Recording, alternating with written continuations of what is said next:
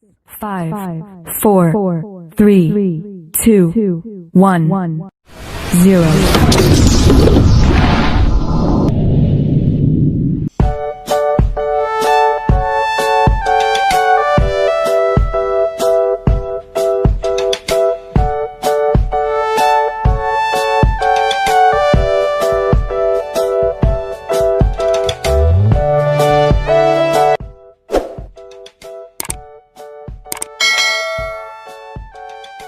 Halo semuanya, Assalamualaikum warahmatullahi wabarakatuh.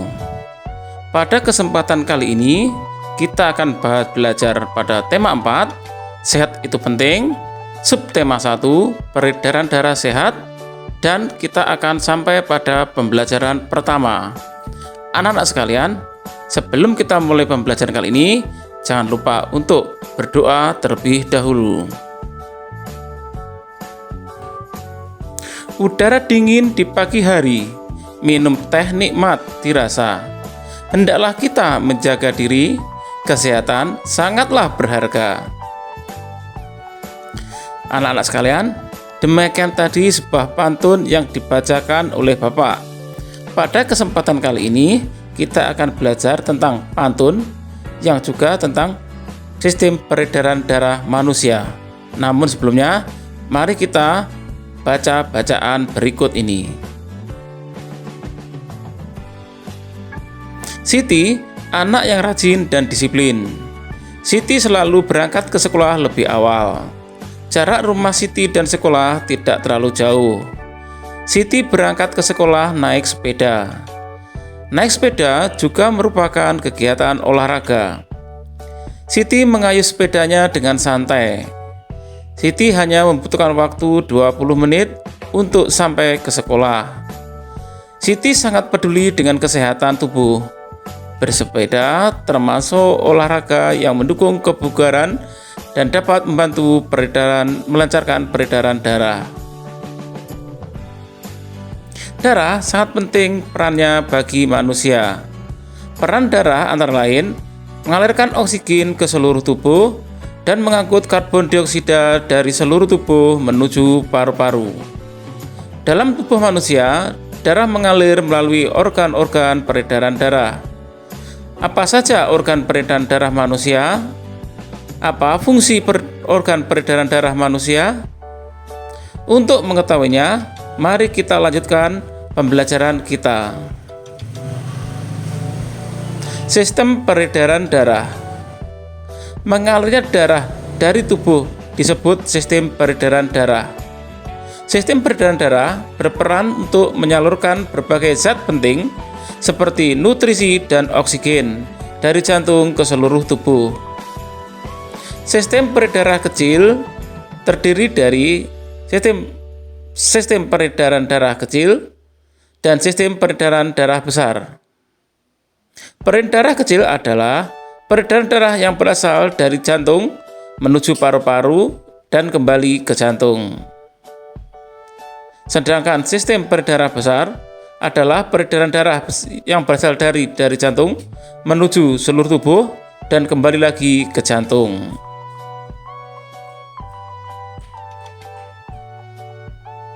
Berikut ini aliran peredaran darah kecil. Darah mengandung karbon dioksida mengalir menuju paru-paru melewati arteri. Di dalam paru-paru terjadi pertukaran darah yang mengandung karbon dioksida dengan aliran darah yang mengalir oksigen. Darah yang mengandung oksigen kembali ke jantung melalui vena pulmonalis. Kemudian darah masuk ke serambi kiri.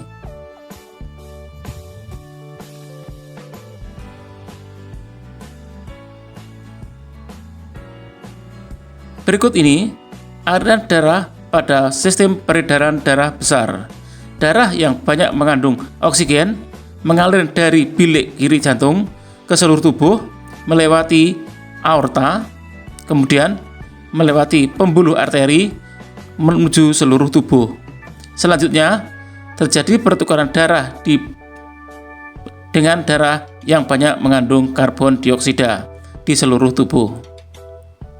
Darah yang banyak mengandung karbon dioksida kembali ke jantung melalui pembuluh vena. Selanjutnya menuju ke serambi kanan.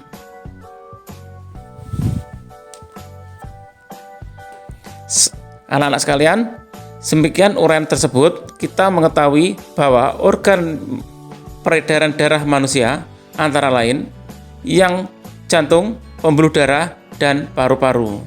Tahukah kalian apa peranan setiap organ peredaran darah manusia? Untuk mengetahuinya, mari kita lanjutkan pembelajaran berikut ini. Organ peredaran darah manusia. Yang pertama adalah jantung. Jantung adalah organ tubuh manusia yang berfungsi memompa darah ke seluruh tubuh. Jantung memompa darah dengan cara berkontraksi dan berelaksasi secara bergantian, sehingga jantung berdenyut, mengembang, dan mengempis. Jantung terletak di dalam rongga dada sebelah kiri. Ukuran jantung kira-kira sebesar kepalan tangan pemiliknya. Jantung tersusun atas kumpulan otot-otot yang sangat kuat yang disebut myokardium. Jantung terdiri atas 4 ruang, yaitu serambi kanan, serambi kiri, bilik kanan, dan bilik kiri. Di dalam jantung terdapat 4 katup. Pertama, katup mitral yang terletak di antara bilik kiri dan serambi kiri. Kedua, katup trikuspid yang terletak di antara bilik kanan dan serambi kanan. Yang ketiga, katup aorta yang terletak di antara bilik kiri dan pembuluh darah aorta. Dan yang keempat, katup pulmonal yang terletak di antara bilik kanan dan pembuluh arteri. Katup jantung berfungsi menjaga aliran darah yang berasal dari jantung dapat mengalir dengan benar, baik antar ruangan jantung atau dari jantung keluar ke pembuluh darah. Otot penyusun bilik jantung lebih tebal dari otot serambi jantung. Hal ini disebabkan tugas bilik jantung lebih berat. Tugasnya yaitu memompa darah keluar dari jantung ke seluruh bagian tubuh.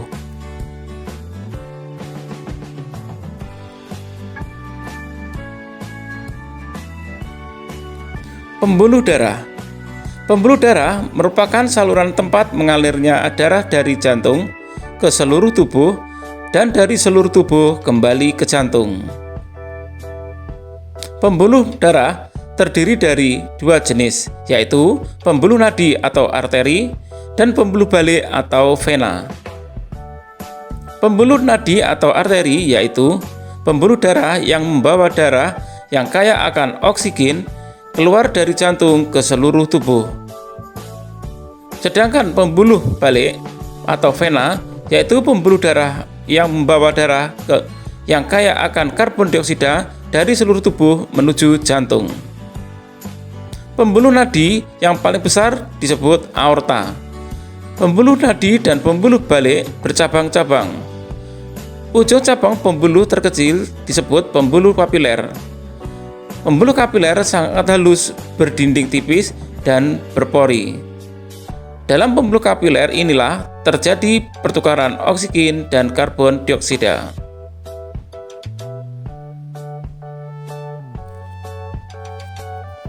Berikut ini perbedaan antara pembuluh darah nadi dan pembuluh balik. Pembuluh nadi, aliran darah keluar dari jantung, membawa darah bersih yang kaya akan oksigen kecuali arteri pulmonalis. Dinding tebal, kuat, dan elastis, terletak di bagian dalam, denyut terasa, jika terluka darah memancar, dan memiliki 1 katup di dekat jantung. Sedangkan pembuluh balik, aliran darah menuju jantung, membawa darah kotor yang kaya karbon dioksida kecuali pada vena pulmonalis. Dinding tipis dan kaku, terletak di dekat permukaan kulit, denyut tidak terasa, jika terluka darah menetes, memiliki banyak katup.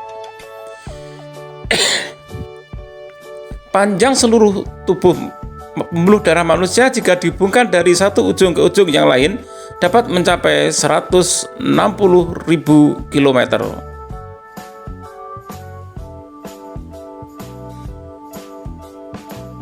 Paru-paru. Paru-paru juga memiliki peran yang sangat penting dalam sistem peredaran darah. Dalam sistem peredaran darah, paru-paru berperan sebagai penyuplai oksigen ke dalam darah.